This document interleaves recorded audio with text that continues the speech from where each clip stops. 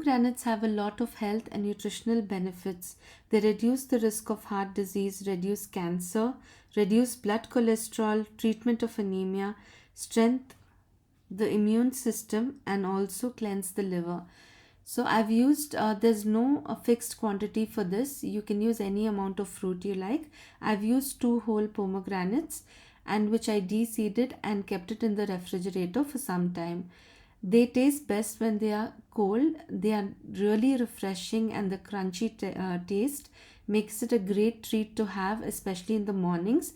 To this, I've used a handful of mint leaves, which I'm just breaking with my hands, and I'm adding it to this. This gives a very refreshing taste to the pomegranates. And along with this, I've added about 1/4 teaspoon of pepper powder and about 1/4 teaspoon of salt. You can add this according to your taste. It tastes really good. You can this combination is excellent. I love to eat this fruit this way. I'm sure you will love this too. Just give it a good mix and it's ready to eat.